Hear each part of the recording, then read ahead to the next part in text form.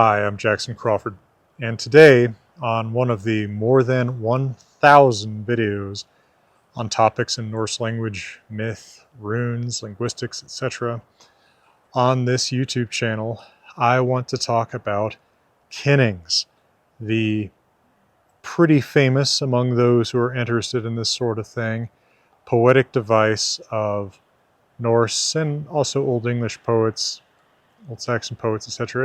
It's a common Old Germanic language thing, which are kind of hard to define, right? So I'm going to make an effort at defining them by example. I'm going to make an effort at showing you how a lot of common misconceptions about them are not true. And I'm going to see if I can help guide you into making your own if you're interested in that, and reading especially Old Norse poetry that has a lot of kennings.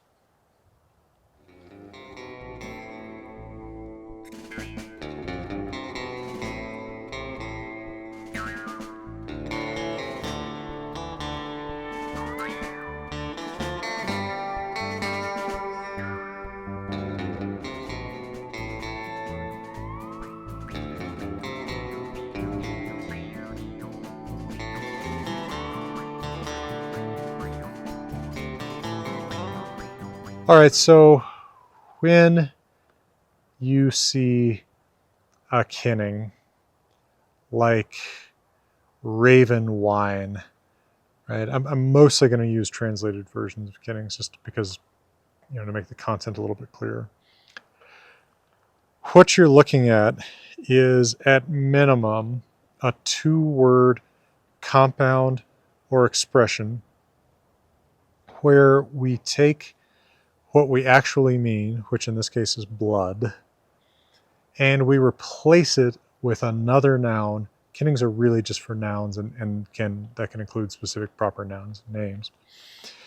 We take another noun that has something in common with the one that we really mean, that is somehow in the same class. So wine and blood are both liquids. And we can call that main word, the replaced word, the substituted word, the head word. So wine for blood. And then we use another word that we can call the determinant, the modifying word, something like that, to show what kind of liquid we really mean. And since Old Norse poets associate ravens with the battlefield and with dead men whose carnage they'll eat and drink, the wine of a raven is the blood of men who are dead on the battlefield. This is the basic kenning, right? It is the determinant plus head word. So if we call the head word X and the determinant Y, then raven wine is YX, right? X is wine, replacing blood, another liquid, and then Y is raven, showing us which liquid we really mean. That can also be phrased as X of the Y, right? Wine of the raven, right? Same thing. Or it can be rephrased as Y's X, right? Raven's wine. So any of those three ways, X of Y, YX, or Y's X is what a kenning can look like. Now, the biggest mistake, well, there's a lot of big mistakes. A big mistake that I see in thinking about kennings today, especially among people trying to write them for their own poetry or whatever purpose, is just thinking that basically any X of Y phrase makes something a kenning. But you can't describe something and that's not a kenning. One of those words has to replace a word that you really mean. So for example, and now we're going to start getting into something that's a little bit hard about coming up with modern kennings. The medieval poets, the Viking Age poets, who were composing skaldic poetry with a ton of kennings, lived in a society that didn't have the same technological and fashion and narrative turnover that we have today, right? The TV shows or songs or celebrities or to some extent fashions, whatever, that I can refer to in 2025 will seem quaint to one degree or another by 2035, right? If you think about some of the stuff I could refer to from 2015, you know, different politics, different top 40 on the radio, some of the same names, some of the same names in politics, but probably slightly different fashion in ways that I am not aware of as, as an aging dude. But something that I composed in 2015 about a current event, making reference to current things, might already be a little bit impenetrable in 2025. Definitely something I composed in 1985 would be. That's not necessarily the case for these Norse poets who live in a society that's telling the same stories about the same people for centuries and centuries and centuries, including after a major religious conversion. Because at least in Iceland, the conversion to Christianity does not carry with it an instant or even like really historically very fast at all change in society. People still tell the same stories. They still talk about the same gods, even if they're not worshiping them. And, I think it's worth pausing a moment to reflect on that. Iceland is a pretty isolated society, especially in the Middle Ages, when the only way there is by ship. And people are hungry for stories, right? People get bored, right? They got bored in the Middle Ages and the Viking Age, just like they do today. And lacking a constant diet of new stories, people will revisit the same old ones that become their favorites, right? You even see this a little bit today in, 2025, the people who, you going to see this raven? Maybe. Yeah, you can kind of see him in the corner of the screen. You can kind of see it today in 2025, the kind of people who say like, oh, I watch Lord of the Rings every year. I watch Star Wars every year. I watch Harry Potter every year. I think there's a lot of that kind of thing going on in Viking Age and medieval Iceland where, there's a certain amount of turnover. There's a certain amount of appetite for new stories. But for the most part, we're kind of retreading old favorites. And so people get used to references to the same stories. And Kennings are often built on references to well-known stories in the society in which they're composed. For example, one of the most common things referred to by a Kenning is gold, right? Gold is often a motivation in stories. People are fighting over riches and that sort of thing. And some of the most common Kennings for gold involve references to well-known stories in medieval Iceland. So, for example, I'll use Old Icelandic pronunciation rather than modern Icelandic pronunciation for these words. Soð kraka, the seed, the sown thing of krake. That's a reference to a scene in the saga of Rolf Krake, a legendary king of Denmark, who, in fleeing from his enemies, the Swedes, having taken a treasure from them, throws a bunch of the gold out behind him to slow them down while they, stop to pick it all up. So it's his seed. It's what he sowed, right? Or another Kenning is Ottergjold, the ransom for the otter. And that is a reference to a more famous story than that in the saga of the Volsungs, or before that, the Volsung poems like Regnsmál, where Loki and Odin have killed an otter who turns out to actually be a dwarf, and they have to pay this huge ransom in gold to his father for the dwarf they accidentally murdered. So that's why gold is otter ransom. Or another Kenning for gold is Siv's hair. Siv is Thor's wife, and Loki cut off her hair til lavisi, for the sake of deception or malice, and had to replace it with a head of hair made out of pure gold by dwarves. So those three Kennings all reference stories that the poet, using the Kennings in whatever skaldic poem he's composing, expects his audience knows, right? He expects, oh, well, they know what I'm talking about when I reference Hrolver Kraki, or when I reference Siv's hair, when I reference someone paying ransom for an otter. This is a little bit harder today because people don't pay attention to the same things or the same stories. To a certain extent, you can, use very popular movies, very well-known sports stars, but you're always going to have people who don't know what you're talking about. Now, that would be true of, Norse Kennings too, right? There's always somebody who hasn't heard the story. But I feel like this is a little bit harder today. So I was thinking about, speaking of, TV habits and how they're not the same.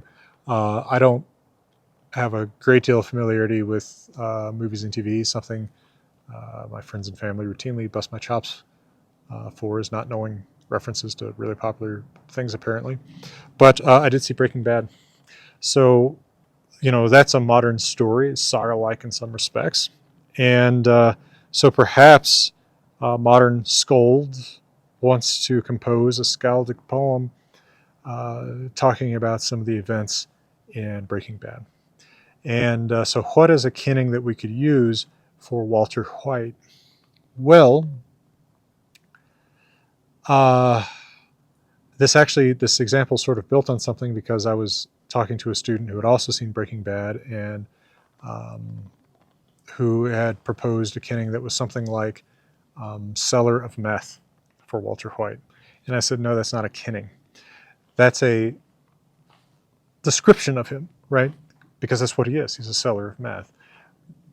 That noun, that head word, seller, right? The meth seller, the seller of meth, meth's seller, however you put the Kenning or attempted a Kenning. That word seller, actually, the head word seller actually describes Walter White. It's a description, so that's not a Kenning. You have to have a replacement as that head word, right? It has to be something that's not a word that would normally describe this person. The Charles Barkley of meth, that makes sense. That's a Kenning. I mean, seller of meth makes sense too. But Charles Barkley of meth, that sells as a Kenning, because you would not normally describe Walter White as Charles Barkley. He's not Charles Barkley, right? But there is a kind of inbuilt analogy here. Walter White has talents for producing meth. Charles Barkley has talents for playing basketball. So the talented person with regard to meth, that is a Kenning. That leads you potentially to Walter White. Again, assuming that your audience knows both what you're talking about and how you're talking about it, right? They have to both kind of be able to expect what the referent might be and expect the field of reference from which you will draw for making the analogies that are built into your Kennings. Now, not everything requires, that difficult of an analogy, but in fact, most Kennings are at least that difficult. And I'm not saying that's for the Kenning heads out there, I'm not saying that's a particularly rough Kenning. I'm saying that's actually like kind of a baseline difficulty Kenning for the most part. So let me pause for a moment here and talk to you a little bit about how you can help this channel if you would like. If you enjoy free videos about Norse language runes, myth, etc., and about linguistics. I have partnered with the good people at Grimfrost.com for a long time. They make great replica Viking stuff, and they're about to bring out some my own branded merch. You can also buy my books, including, most recently, my Wanderer's Journal. It's fancy looking. I really like this thing. Fancy blank journal with quotes from Havamal and runes, and in my Cowboy Havamal translation. And my second edition of the Poetic Edda, much expanded, much improved and revised, is coming later this year. Is also my Patreon at patreon.com/NorseBySouthwest, where if you're interested in the ongoing prose edda translation project that I'm doing, you can sign up at the Skald tier for a monthly exclusive first look every month at the work that I'm doing on the prose edda. All right, back to Kennings. All right, so it helps if when you are reading Old Norse poetry, you know to expect the kind of things they are going to make Kennings about. All right, because it's not like this is actually something that I think limits people who are intimidated by Kennings. I mean, heck, I'm kind of intimidated by Kennings, especially for whatever reason in translation. I'm much more willing to endure it in the original and really strain to endure people's translations of Kennings when they're really literal. Um, they don't typically have Kennings for just whatever, right? It's not typically like what's something that you just don't see Kennings for. You know, fence post, barrel out there, right? You know, you don't typically see a Kenning for just something quite as simple as like tree, right? Just typically, Kennings kind of focus on more culturally salient things. So let's talk about what some of those are. One of the most culturally salient things that Kennings will replace are words for men and women, and especially rulers, right? High placed, high born men and women, you know, your kings, your queens, your princes, your jarls, and your warlords, right? You know, your Vikings, your the Drangers of Viking society. And then to a certain extent, you get Kennings for particular individuals, although that kind of walks the line of real Kennings because often there's not really a replacement. Those are a little bit more descriptive. So, for example, and this includes and gods too, right? If we're talking about men and women, gods are particular individuals. If you call Thor Hrungnis Bani, killer of Hrungnir, you are referencing a story, right? He's the killer of a guy named Hrungnir, a story that's told in the Prose Edda. But like that's sort of a borderline Kenning because like he is a killer, he is a Bani.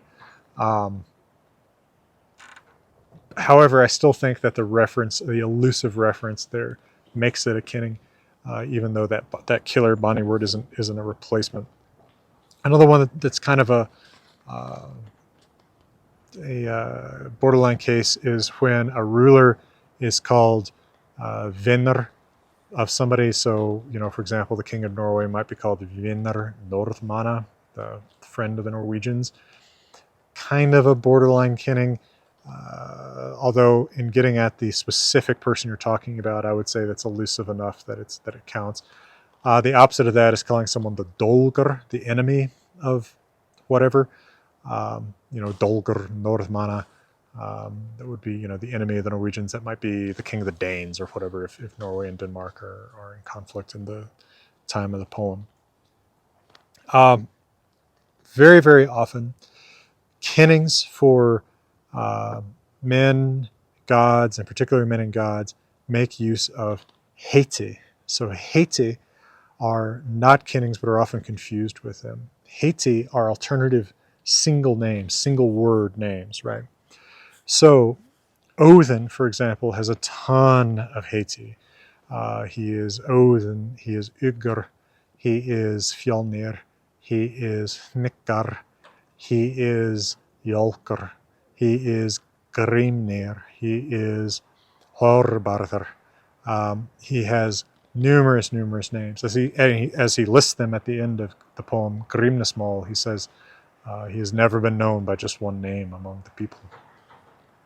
And so you might see a Kenning for man that uses perhaps a one of the heiti of Odin, and then, you know, say it's like Igar, just as a simple one, Igar Makis, the Odin of the sword. So what you have to get from that is we're not talking about Odin, we're talking about another individual, another male, and they don't really distinguish between men and gods for this sort of thing, of the sword. So that just means, you know, it's a fighter guy, which is pretty much anybody, but the context will tell you who is probably actually meant, if it's not just generally supposed to be men. But if you cannot figure out what a kenning means, and it seems to be based in some way on a god's name or on a word like friend or enemy or just about anything else that suggests an actual human agent, Skitty, archer, or Bogamadr, bowman. I don't know why these examples are all coming down to bows. That is probably just a kenning for man. And then for women, very similar thing. Women are often referred to by goddesses' names. So, you might call a woman, and, any woman, she doesn't have to be a goddess, Frigg or Freya, or use one of the more obscure Haiti of those goddesses, Sjalvan or something, Gavin. Then, just like you might clarify that we're talking about a man by adding sword or axe or spear or shield or something to that name. In talking about women, they'll often add jewelry. So, we're talking about Frigg Mens, the Frigg of the necklace. That's some woman, right? Frigg just replaces woman. Men, the reference to jewelry just kind of clarifies that you're talking about a woman. Again, these are not really complex kennings, but they're very, very common. It's also very, very common to refer to women by the names of trees that are feminine in gender in Old Norse, like the linden tree or the oak tree, and men by the name of trees that are masculine in gender in Old Norse, like the apple tree or the ash tree. So if you see something like the apple tree of the armor, it's talking about a man. If you see something like the linden tree of the necklace, that's a woman. Actually, one kenning that I'm haunted by, I guess, is Egil Skallagrimsson calls a woman linden tree of the leek or garlic, right? But the leek or garlic laukr is a very high status plant in Norse society. So presumably this is some thought like, the linden tree, really woman who uses expensive stuff in her kitchen, I guess. It's a strange one, but again, to his original audience, the reference and the referents are expected.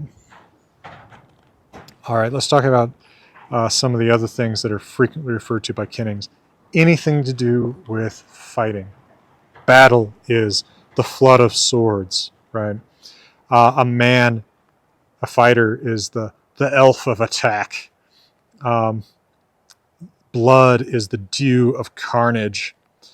Battle itself is the flood of steel, and a man is the like stabber amid the flood of steel. Armor is the hat of the hanged god. Well, that's the helmet, the hat of the hanged god. So of Odin, although it could be any god in this case, right? It's the warlike god's hat, the helmet. The shield is the wheel of Hildur, a Valkyrie's name, and there are tons of names for Valkyries. They're very often used in kennings for anything to do with weapons, right? Take a Valkyrie's name, Hildur or Gundel or Skogul, and say, Hildur's wheel for shield, or Hildur's tree for spear, or Hildur's fire for sword, because it's a shiny thing like fire. Very, very common in kennings. The spear is the dark dragon of the woods, the snake of the shield. The axe is the Gridr, which is a Jotun woman. This is another kind of thing we use lots of names for. Jotun women, so-called giant women, the enemies of the gods, are often used to make kennings for the enemies of something. So the Gridr Fjolnis, the Jotun woman of the life preserver, the Jotun woman of the shield, so the enemy of the shield, that's an axe. So it's a couple layers deep. versus a simpler one like hail of bows for arrows. So watch out for the tons of Haiti for especially Odin, Valkyries, Jotun women, and ravens, actually, in talking about battle, because ravens have Haiti, like Hugin, right? Hugin and Munin, we can use their names to just mean any raven. Those are Odin's ravens. So we might see, for example, Hugin's wine would actually mean the same thing as Raven's wine, because we're just saying Hugin instead of Raven in general. So that would mean blood. All right, so men, women, and gods and goddesses, and then particular men, women, gods, and goddesses, then anything to do with battle or weapons. And then a certain amount of elemental things. So earth, for example, earth is Odin's girlfriend, Hergat Vina, using a Haiti of Odin, Hergater. That's because Jord, earth, is Thor's mother, so Odin's girlfriend is the earth. Stones are like the projectiles of, this is the hard projectiles of Odin's girlfriend, i.e., the rocks that you throw. That's from Bragi Boddason, the earliest skaldic poet. Gold, again, I talked about this earlier, but there are tons and tons and tons of kennings for gold. It's one of the most bekenninged things. The sky, the sky is Jotun's house. It's the skull of the Jotun, referencing the story of the creation of the sky from the body of Ymir, the first living thing. By the same token, you can see like the Imis blowed for the sea or for water, Ymir's blood. Winter, summer, seasons. This is part of why we have names for things like the father of the winter, Vindsvalar, just so that poets can get a weird, elusive way of talking about the winter by calling him Vindsvalssonar, right? The son of Vindsvalar. And then other things that are very frequently referred to by kennings include body parts to some extent. So often referencing some story that something comes up in. So for example, the story from the end of the Volsung mythos, Hamdir cuts off Jormunrek's arms.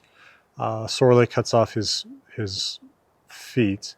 So you might reference the arm as what, somehow like Hamdir's hewn off thing, the thing that Hamdir hewed off, something like that.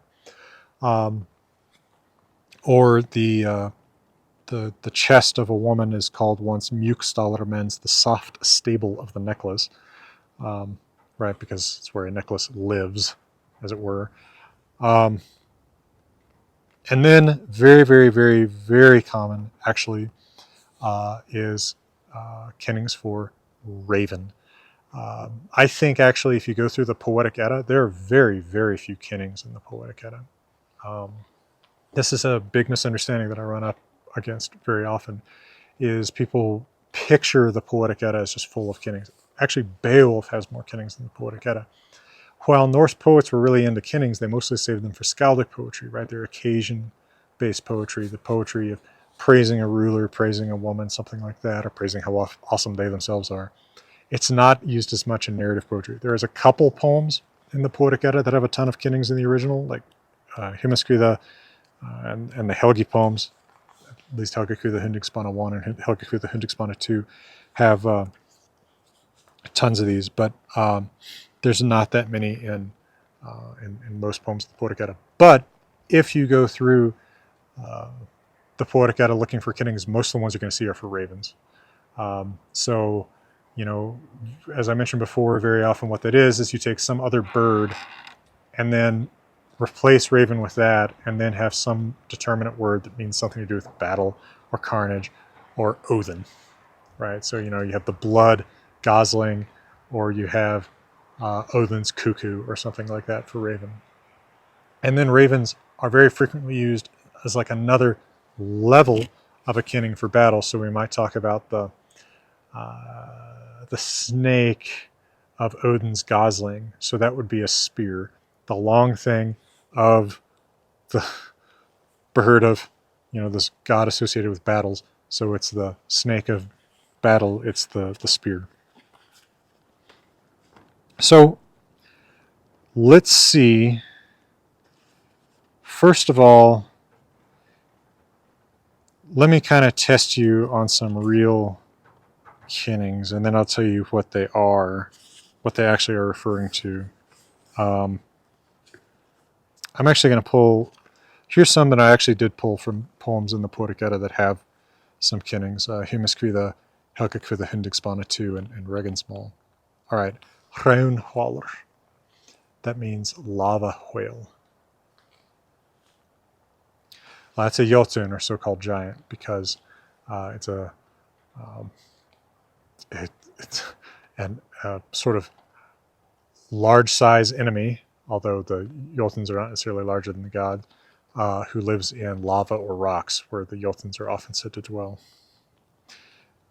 Brimsvin, so ocean swine. Well, that's either a ship or a whale. Could mean either, depending on context. Dolgspor, enemy footprint.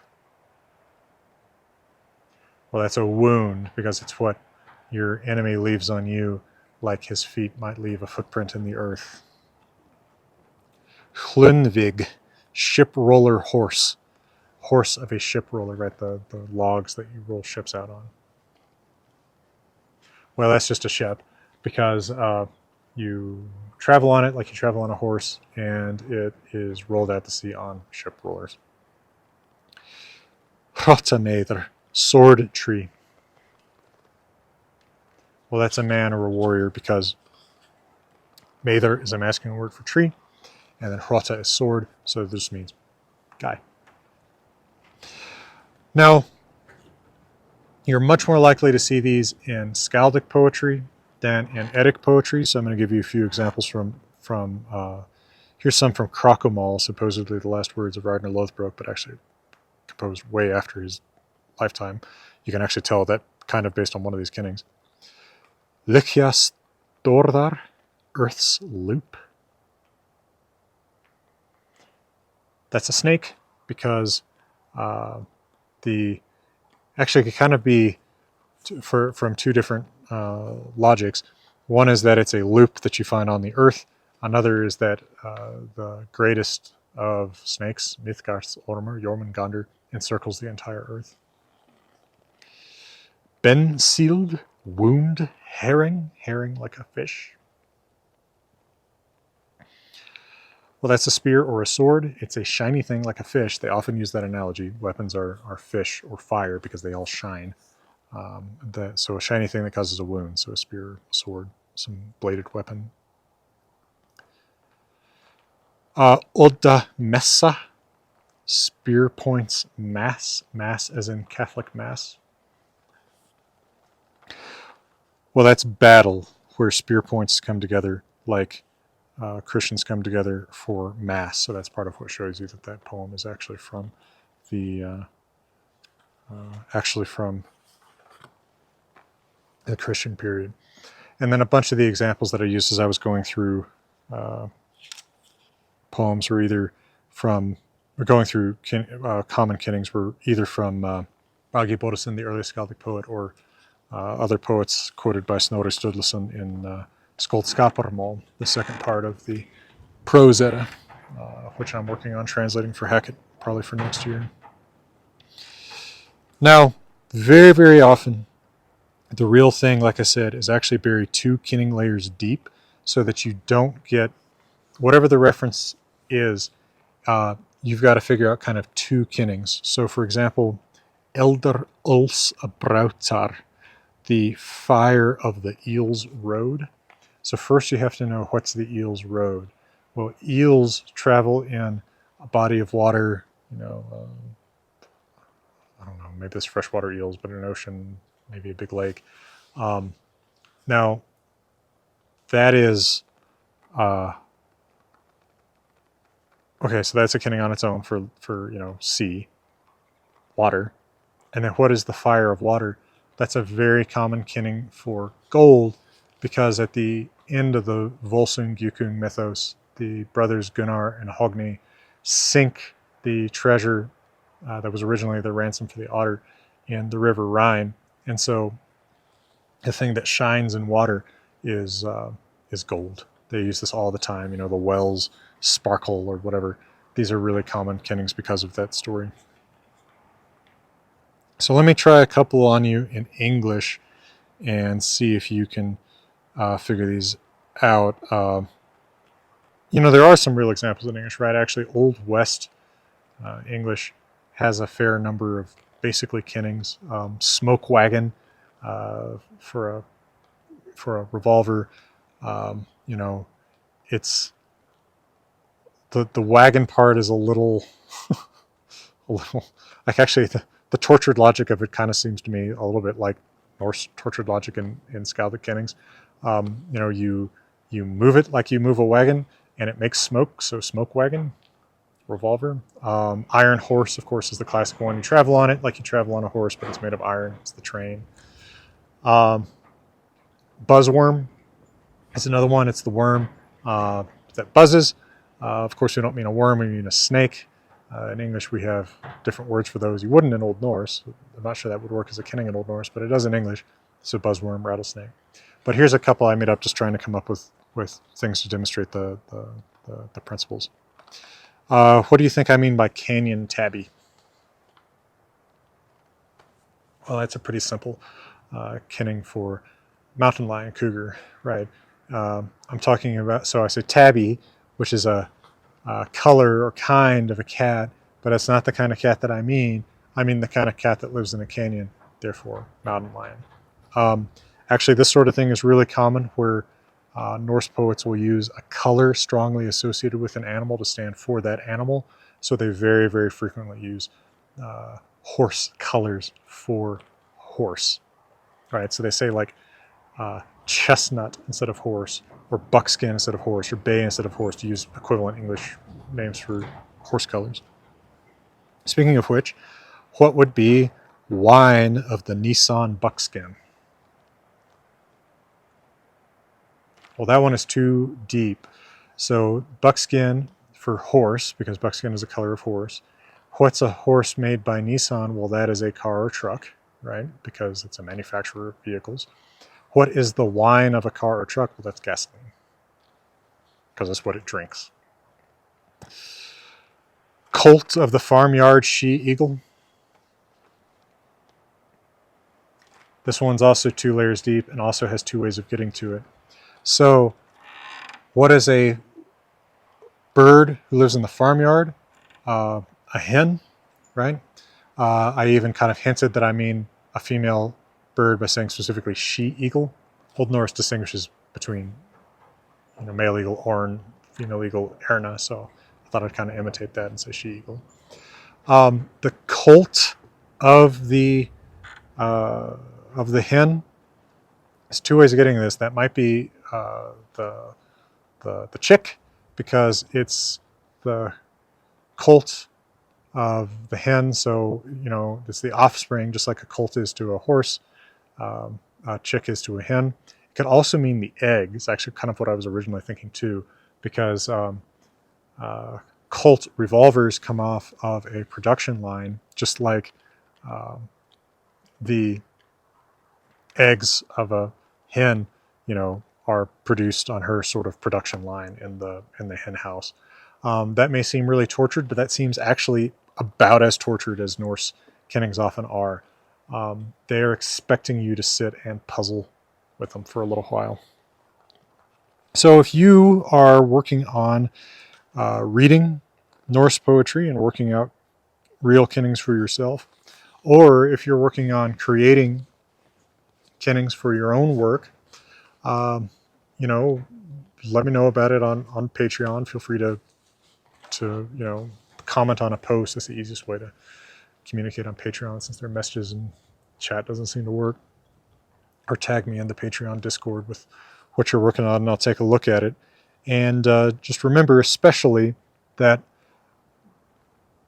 for the most part, for a good kenning, we don't want to describe what we actually mean. We want to replace what we actually mean with another word and then make people guess what we really mean based on that determining word, right? Charles Barkley of meth, not seller of meth. I don't know why that example stuck out of my head after all that jabbering, but that's the one that did. All right, well, folks, hope you enjoy the Wanderer's Journal. If you're picking it up, I've enjoyed writing in it. The paper's really great.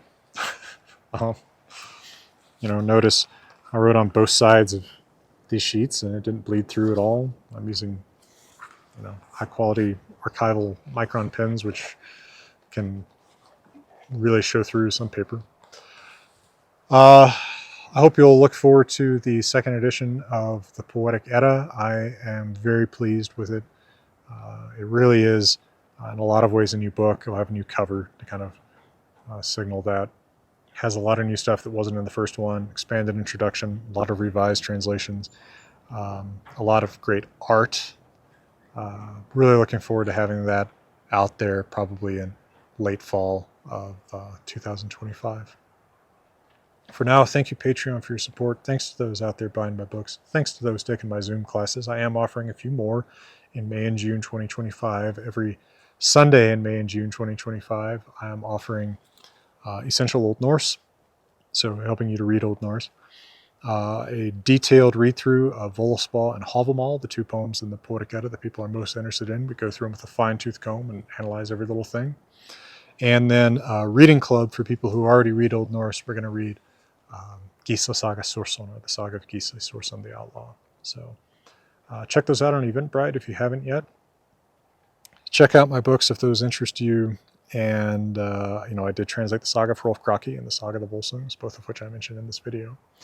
And check out the Wanderer's Journal and, let me know what you use it for. It'd be kind of fun to see them out there in the wild. They're pretty little books.